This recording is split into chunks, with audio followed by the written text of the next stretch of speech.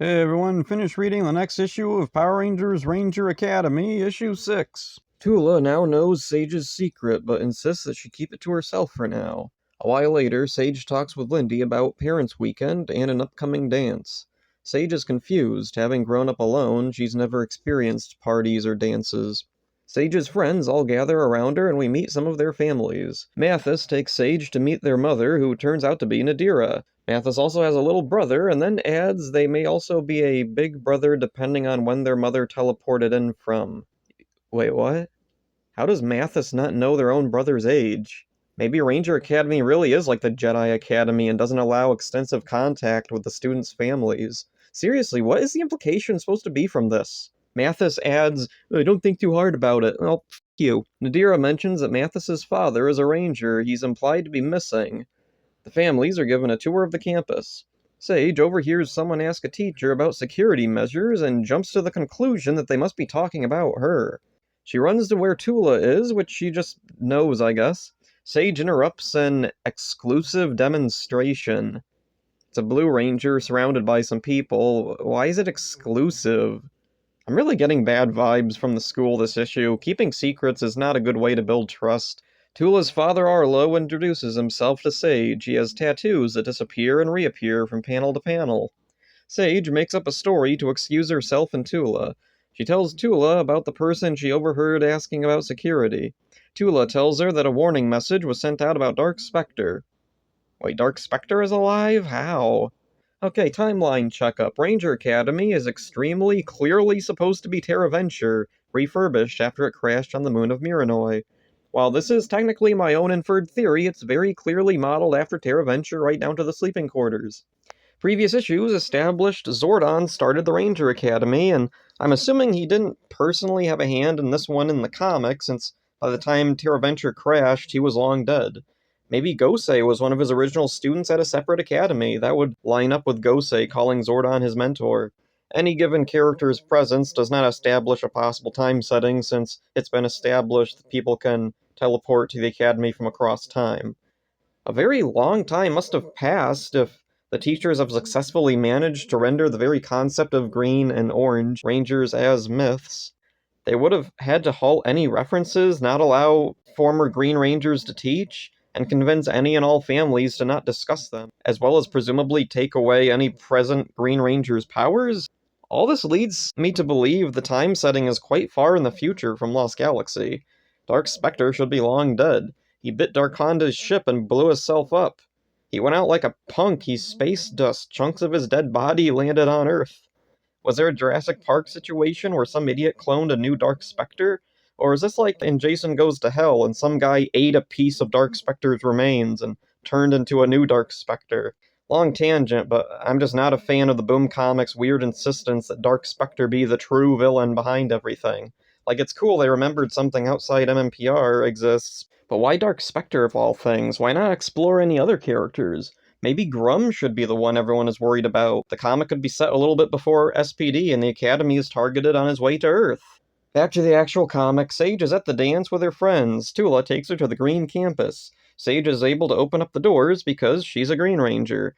Tula leads her to a room with clothes strewn about. She picks up a green spectrite crystal and tells Sage it belonged to her sister. Wow, what a confusing mess. This comic started out basic and kind of bland but solid. Very quickly it went downhill, and at this point it's extremely muddled. The characters are still pretty dull and very bland. Sage is technically the most interesting character, if only because she's the primary focus. Lindy is second for me, but that's really only because she's the only one to have genuine chemistry with Sage and comes off more friendly than anyone else, plus there is still some unanswered questions with her. Theo is fine, but not deep. He's awkward and a goofball. I think the kind of character they were going for was like Amp from Superhuman Samurai Cyber Squad, but he just doesn't go far enough. Mathis I like well enough, but we just haven't seen much of them outside the first issue. Tula has been and continues to be distant, probably because of the revelation of this issue. The plot is where this comic really falls apart. The first issue was extremely basic, slow-paced, and it just isn't very original. I do believe it's possible to do a laid-back Power Rangers story that works. Here's an example, Lost and Found in Translation. The Rangers watch TV. That's it. That's all that happens. The only typical Ranger action only occurs within the show they're watching. While I wasn't a fan of how that episode turned out, I do think it was a format that could have worked if there was more focus on the Rangers' personalities and reaction to what they were watching. Another example is Trouble by the Slice. Most of the episode is just comedy, and the bad guys aren't particularly concerned with the Rangers at first, because they're just running around trying to find Divatox. That episode is carried by the sheer absurdity of the situation. This comic, unfortunately, doesn't have characters developed enough to be entertaining on their own, and the only comedy so far has been awkward or confusing. Your humor is weird and confusing. As a Power Rangers fan, the comic doesn't have much appeal to me because it doesn't have any of the elements of the show that made me a fan. Also, as a fan, the scant references to the franchise come off as bizarre. The comic weirdly avoids mentioning Terra Venture, even though that's like the most blatantly obvious thing. That's what the Academy is. The characters who return are seemingly picked at random, with the only stipulation being they can't be Green Rangers. If I wasn't a fan, I can't imagine this comic holding my interest. So much of it is meandering, slow, and uncomfortable. Alright, now the analysis of the actual comic. Theo has some unbelievably strange dialogue here. Save me from the networking of it all. In context, he's being overwhelmed by his parents. I get it, but man, did they write him one of the weirdest things I've ever read. There's some kids in the background with balloons. One is a big yellow spectrite crystal, I guess, in the context of this comic. It's the Power Rangers Lightning Bolt. The white Mighty Morphin helmet, the red Mighty Morphin helmet, and the meteor Jason's power coin was stuck in Beast Morphers? Honestly, why is there a balloon of a meteor? Of all the hundreds of Rangers and Ranger-associated things, they chose a freaking rock. Someone chose to draw a balloon of a rock. I won't even bother getting into the white MMPR helmet and what that implies. It should be obvious. So, Nadira is Mathis's mother. Cool, I guess? I'm wondering if the target audience, people who aren't Power Rangers fans, will appreciate that. Mathis's father is said to be a Ranger, and they're missing. Now, because I'm a big fan of the show, I immediately assumed, oh, Lucas is Nadira's husband. She liked him, they got together in Reinforcements from the Future, so yeah, obviously it's Lucas that's Mathis's father, right? Well, maybe not, as I happened across a tweet about the comic that said Joe was Nadira's husband. Who the hell is Joe? This is going to take a bit of explanation. Joe is the Green Ranger from Hyperforce. Hyperforce was a tabletop RPG show starring a bunch of old Power Rangers actors playing a Power Rangers-themed RPG. The episodes average around 2.5 hours each. There's 25 of them. No, I'm not watching that.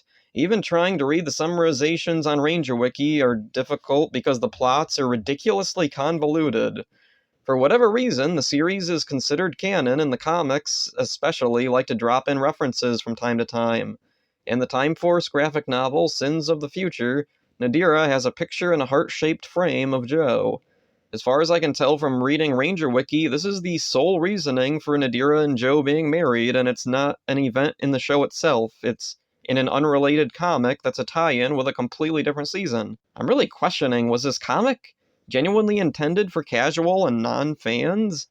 Boom's Power Rangers output as a whole mystifies me. So much of it seems like it really wouldn't appeal to the mainstream, but apparently it does. I'm not sure exactly how or why. Back to the comic, I thought they were referencing Lucas, but it turns out it was probably Joe. He's missing because the school freaking assassinated all Green Rangers or something? That's the very dark implication I'm getting. Good job, fun, breezy comic for casuals. The Academy Dance has a DJ, and it's a furry cat guy who looked like he stepped out of the old Heathcliff and the Cadillac Cats cartoon, or SWAT Cats. Tula reveals to Sage that her sister was a Green Ranger. What does this mean? And why do I not care? So yeah, there's Ranger Academy. It's a rough read. I'm wondering how it'll be remembered in the future. What will the answers to everything be? Will we even get answers?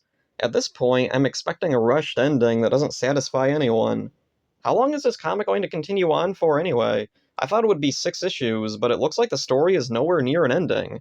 I'm hoping that if Boom does more original stories in the future, they're a bit more cohesive and have more developed characters. Or it would be nice if they explore a season outside of MMPR.